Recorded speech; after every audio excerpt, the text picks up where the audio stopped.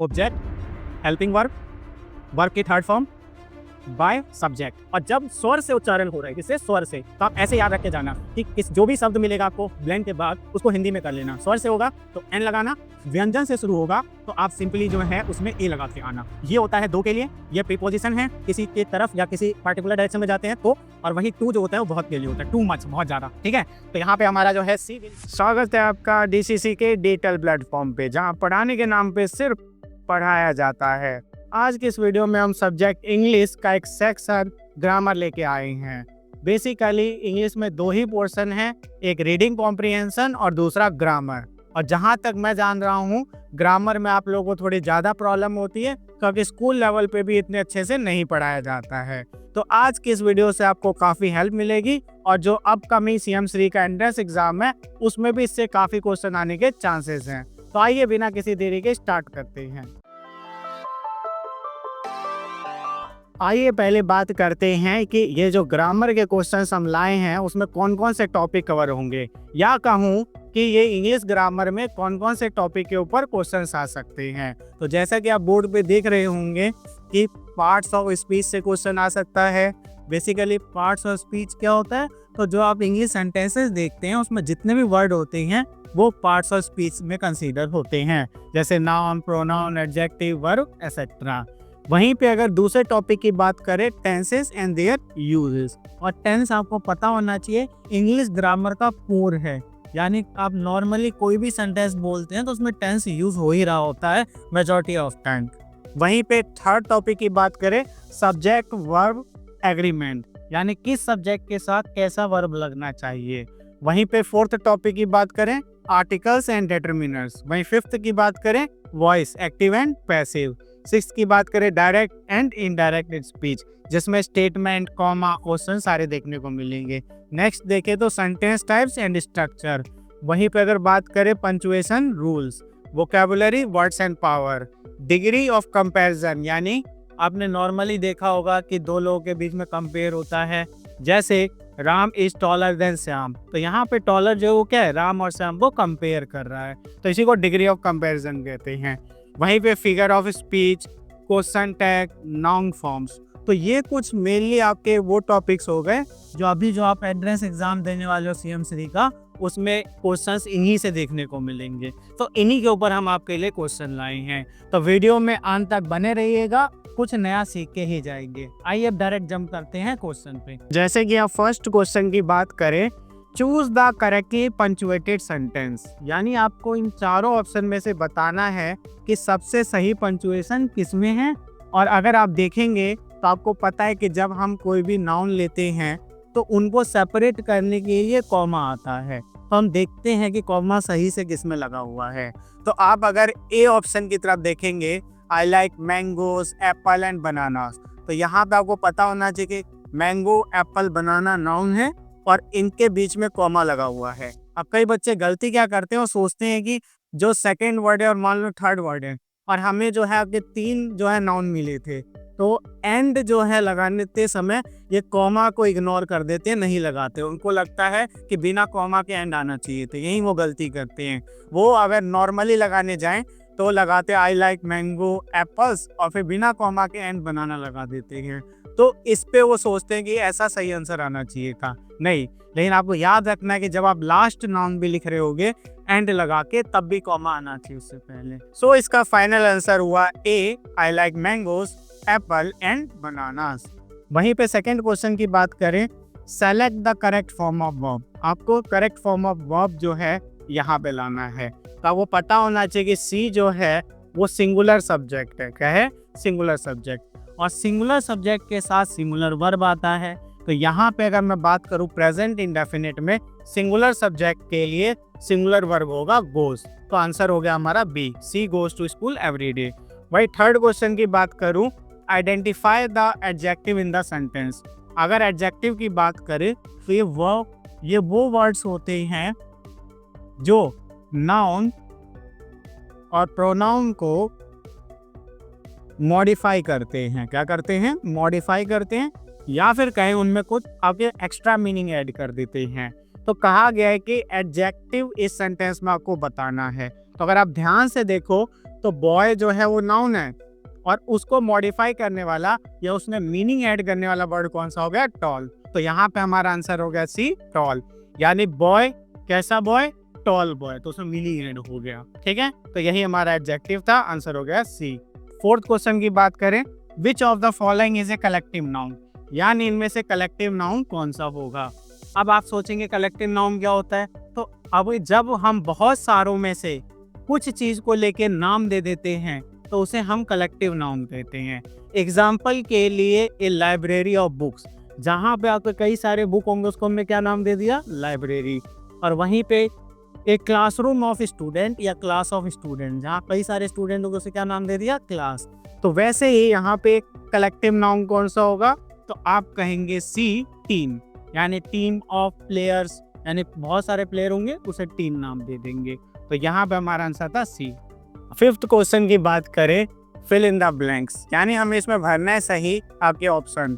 तो वही ही is better that his brother in mathematics. तो यहाँ पे आपको नहीं लगता कि ही और उनका जो ब्रदर होगा उसको कंपेयर किया जा रहा है? तो यहाँ पे एडजेक्टिव का कंपैरेटिव डिग्री आएगा, और कंपैरेटिव डिग्री के साथ एक वर्ड याद रखना हमेशा, THAN ये आता है। जब दो लोगों में कंपेयर करते हैं और कंपैरेटिव डिग्री लगाते हैं, उसके बाद जो है देन वर्ड आता है THAN। बच्चे THAN में कंफ्यूज रहते हैं THAN के साथ। तो THAN डिग्री जब हम लगाते हैं कंपैरेटिव वाला उसके साथ, और THAN जो होता है वो टाइम को बताता है तब। तो यहाँ पे THAN देखते हैं, तो कौन से ऑप्शन में? B, THAN than. तो यहाँ पे होगा he is better than his brother in mathematics. वहीं सिक्स्थ क्वेश्चन की बात करें, choose the correct reported speech, यानी आपको करेक्ट रिपोर्टेड स्पीच जो है चूज करना है। तो ही सेड, उसने कहा, आई एम टायर्ड, मैं थका हूँ।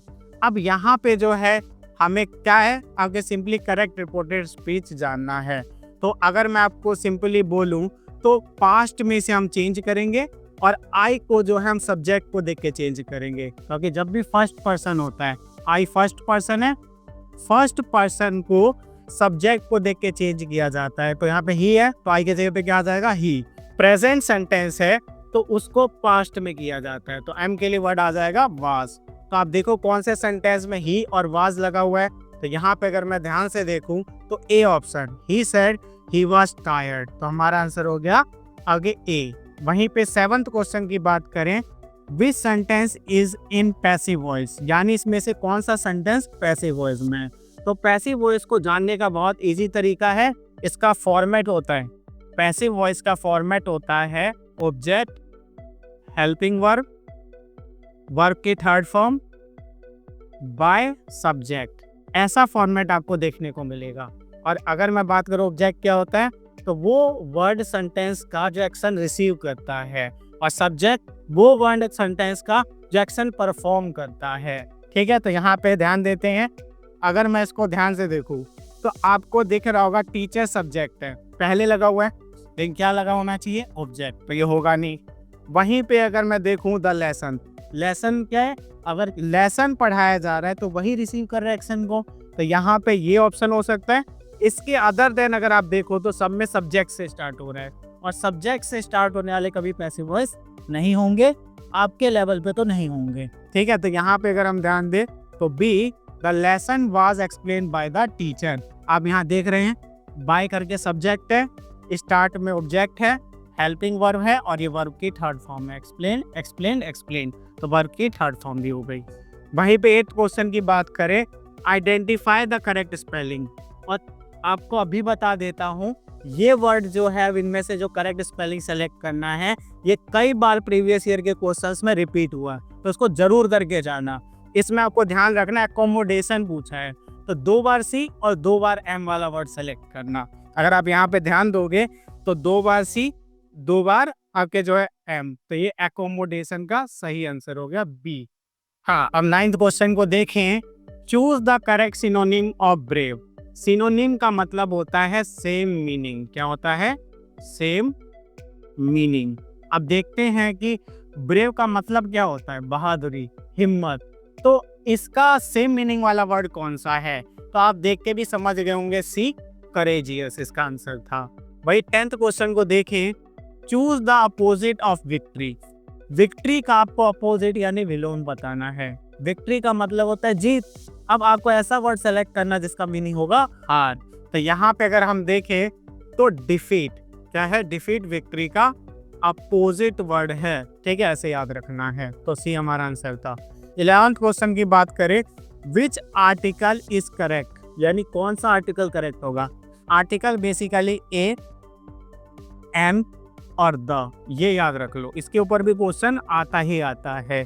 तो यहाँ पे आप लोगों ने सीखा होगा ए लगता है कॉन्सोनेंट के साथ, किसके साथ लगता है, कॉन्सोनेंट के साथ लगता है, कॉन्सोनेंट के साथ लगता है, जो कि क्या होते हैं ए, ई, आई, ओ, यू। इनको छोड़ दूं तो सारे के सारे कॉन्सोनेंट में आते हैं।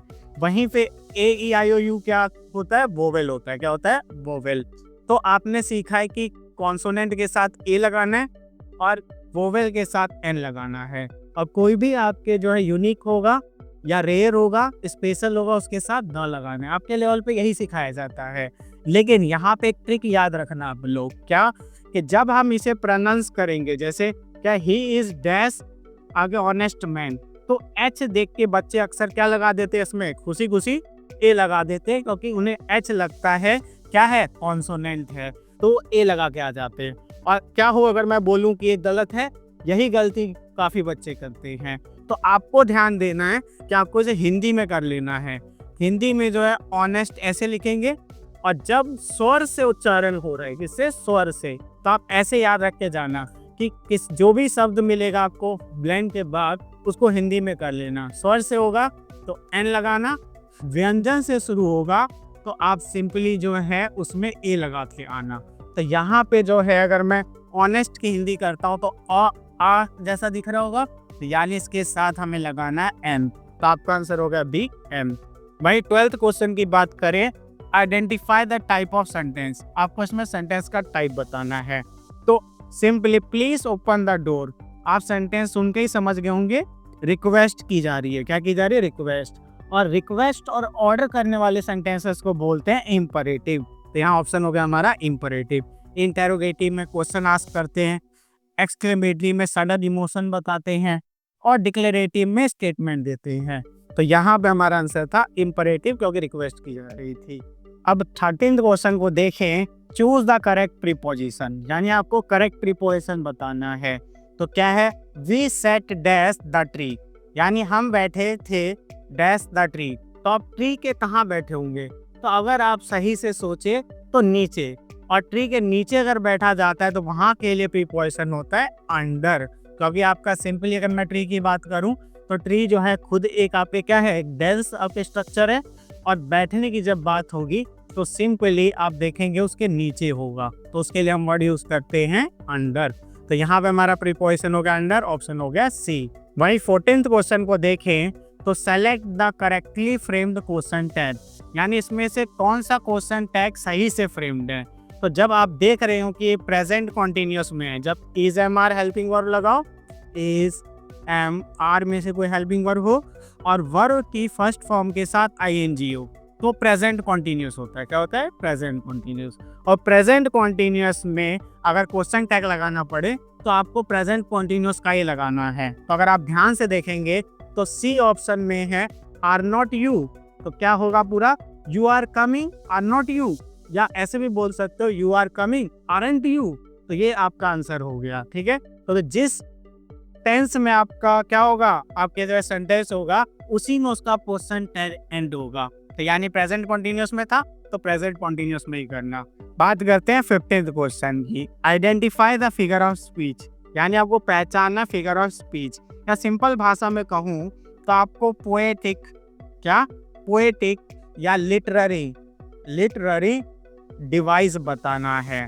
और अगर मैं आपको पूछूं कि पोएटिक डिवाइस या लिटरेरी डिवाइस क्या होता है, तो हिंदी में आपने अलंकार सुना होगा। बेसिकली अलंकार क्या होते हैं, कविताओं को सुशोभित करने वाले अवे शब्द होते हैं जो कविताओं को और सुंदर बनाते हैं, सुनने में अच्छा बनाते हैं। तो उसी को इंग्लिश में हम पोएटिक लिटरेरी डिवाइस कहते हैं। तो यहाँ पे कौन सा यूज हो रहा है, तो आप देखो the world is stage, world और स्टेज दो डिफरेंट मीनिंग वाले क्या हैं, वर्ड हैं।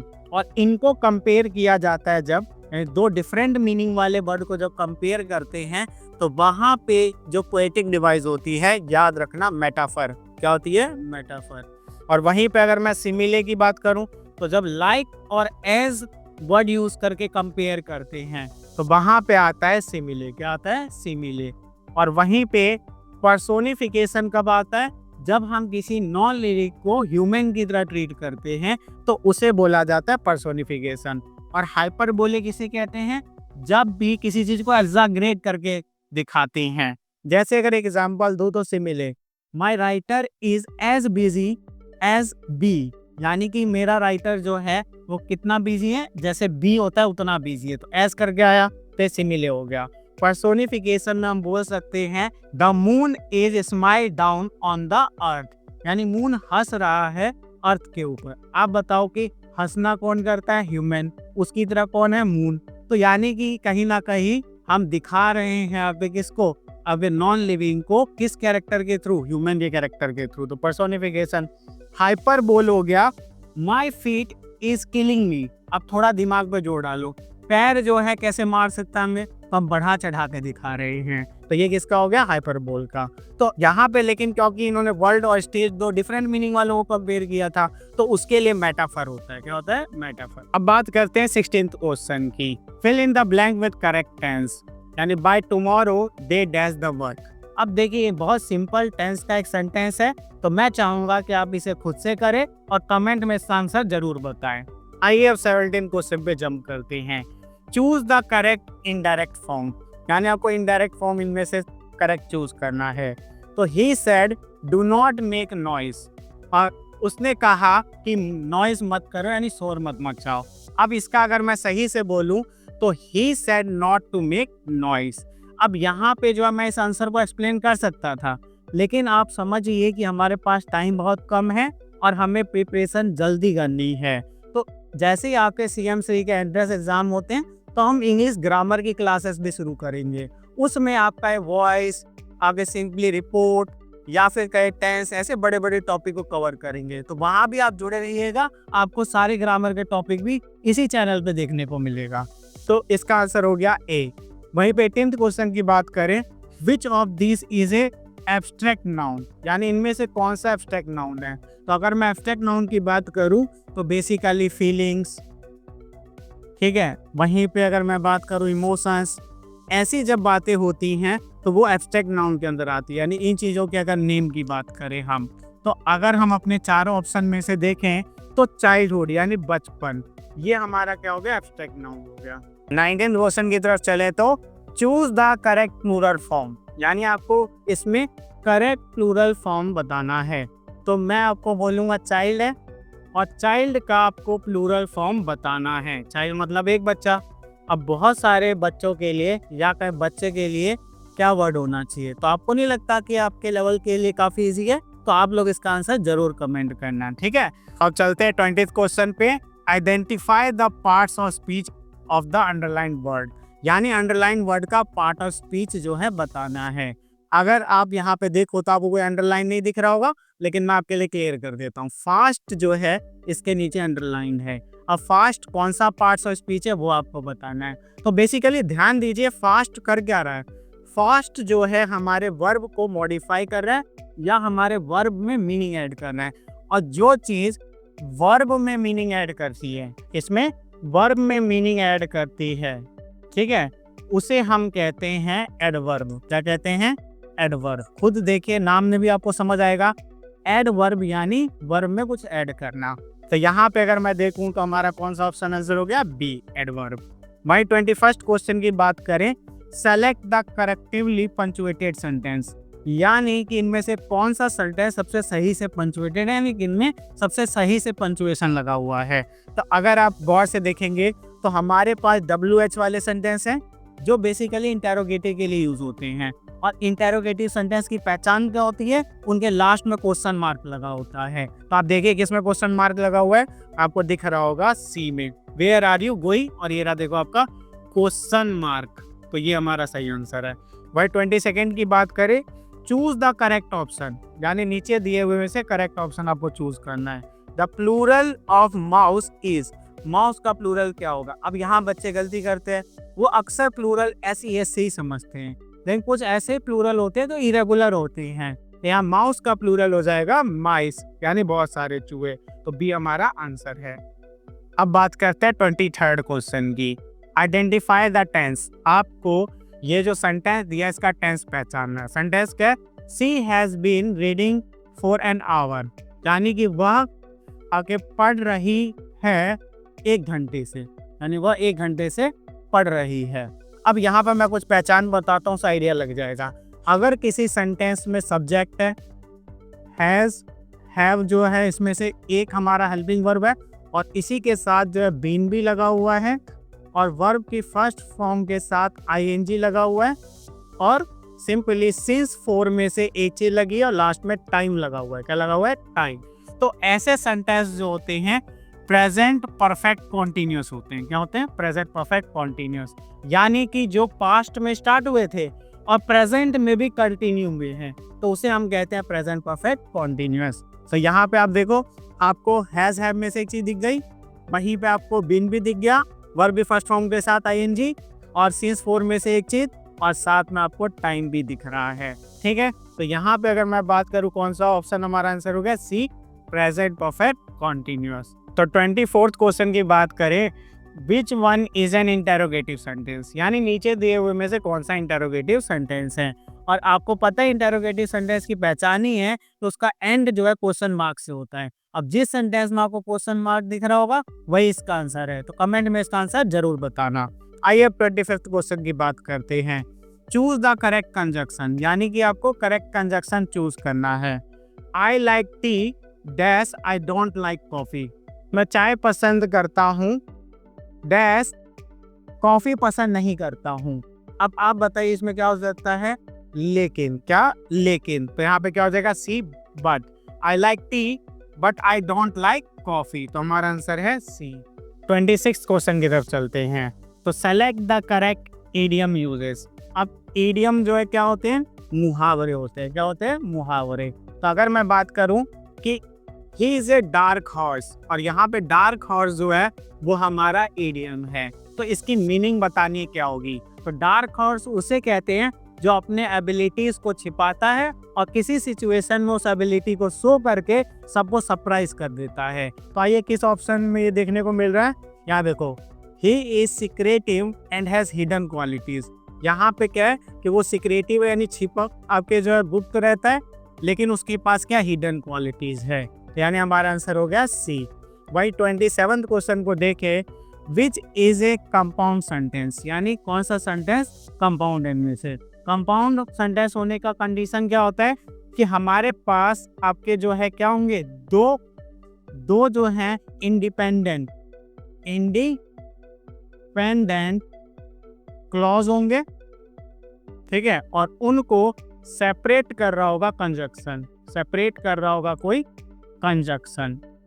कंजक्शन यानी वर्ड को, सेंटेंस को, फ्रेजेस को जोड़ने वाले वर्ड्स। तो यहाँ पे देखो, सी केम ये एक क्लॉज है, सी लेफ्ट ये भी एक क्लॉज है, और दोनों अपने आप में इंडिपेंडेंट है। सी केम यानी कि वह आई, और सी लेफ्ट यानी कि वो आपने उसने उस जगह को छोड़ दिया। तो यहाँ पे अगर मैं देखूँ तो दोनों इंडिपेंडेंट, और बीच में जो है एंड क्या है? कंजक्शन है। तो हमारा आंसर हो गया ए, सी केम एंड सी लेफ्ट। वहीं पे अगर मैं बात करूं 28th क्वेश्चन की, choose the correct comparative form. और कंपैरेटिव मैंने बताया था, दो लोगों के बीच में जब कंपेयर किया जाता है तो उसे कंपैरेटिव डिग्री से हम दिखाते हैं एडजेक्टिव की। ठीक है, तो यहाँ पे अगर मैं बात करूं, this book is dash than that one, यानी दिस बुक और दैट आपके बुक, यानी दो बुक हो गई और उनके बीच में कंपेयर किया जा रहा है। तो अगर आप देखें तो अच्छे की बात हो रही है, और गुड का जो है पॉजिटिव फॉर्म गुड ही होता है, कंपैरेटिव फॉर्म बेटर होता है, और सुपरलेटिव फॉर्म यानी जब बेस्ट दिखाना होता है या सबसे अलग दिखाना होता है तो उसके लिए सुपरलेटिव फॉर्म आता है जो बेस्ट होता है। तो यहाँ पे कंपेयर किया जा रहा है, और कंपैरेटिव फॉर्म क्या होता है? बेटर। तो हमारा आंसर हो गया बी, बेटर। इसी वीडियो में जो है पहले क्या बताया था कि जब भी आगे क्या होता है, कंपैरेटिव डिग्री लगाते हैं तो देन लगा होता है। तो यहाँ देन से आपको वैसे आइडिया लग जाना चाहिए था जिसमें कंपैरेटिव फॉर्म आएगा, और गुड का कंपैरेटिव होता है बेटर। 29th क्वेश्चन को देखें तो identify the correct passive voice, यानी आपको पहचानना है इसमें से कौन सा पैसिव वॉइस करेक्ट है। तो हमारा जो एक्टिव वॉइस हो गया, they will build a bridge, और मैंने आपको इसी वीडियो में पहले क्या बताया था ना, फॉर्मेट बताया था। तो फॉर्मेट क्या था हमारा, सिंपली जो है सबसे पहले ऑब्जेक्ट आएगा, फिर हेल्पिंग वर्ब आएगा, फिर वर्ब की थर्ड फॉर्म आएगा, और फिर जो है हमारा बाय करके क्या आएगा, सब्जेक्ट आएगा। अगर इसको फॉलो करें तो आप देख सकते हैं हमारा ऑप्शन है A bridge will be built by them. ठीक है, तो आप कैसे समझ आए, देखो लास्ट में बाय देम लगा हुआ है, और वहीं पे आपके जो है हमारा क्या है, थर्ड फॉर्म लगा हुआ है, और ये हमारा सब्जेक्ट हो गया, ऑब्जेक्ट हो गया। क्या हो गया, ऑब्जेक्ट हो गया। तो bridge will be built by them. वही 30th क्वेश्चन की बात करें, choose the correct homophone. Homophone क्या होते हैं कि अगर हम उसके साउंड को देखें तो एक जैसे लगते हैं, वही मीनिंग डिफरेंट होती है। जैसे टू, टू और वहीं पे टू, ये होता है दो के लिए, ये प्रीपोजिशन है, किसी के तरफ या किसी पार्टिकुलर डायरेक्शन में जाते हैं तो, और वही टू जो होता है वो बहुत के लिए होता है, टू मच, बहुत ज़्यादा। ठीक है, तो यहाँ पे हमारा जो है C will dash the gift tomorrow. अब सारे वर्ड आपको एक जैसे साउंड कर रहे होंगे, लेकिन आप बताओ कि यहाँ पे गिफ्ट को क्या करने की बात हो रही है, रिसीव करने की, और रिसीव के लिए हमारा जो क्या होगा, आगे सिंपली वर्ड होता है एक्सेप्ट। तो C will accept the gift tomorrow, answer हो गया बी। तो ये थे इंग्लिश ग्रामर के कुछ इंपॉर्टेंट क्वेश्चन जो आपके एग्जाम में आपकी जरूर हेल्प करेंगे। और ये वीडियो आपको अगर अच्छी लगी हो तो इसे ज़्यादा से ज़्यादा शेयर कीजिए। मिलते हैं नेक्स्ट वीडियो में, तब तक के लिए बाय।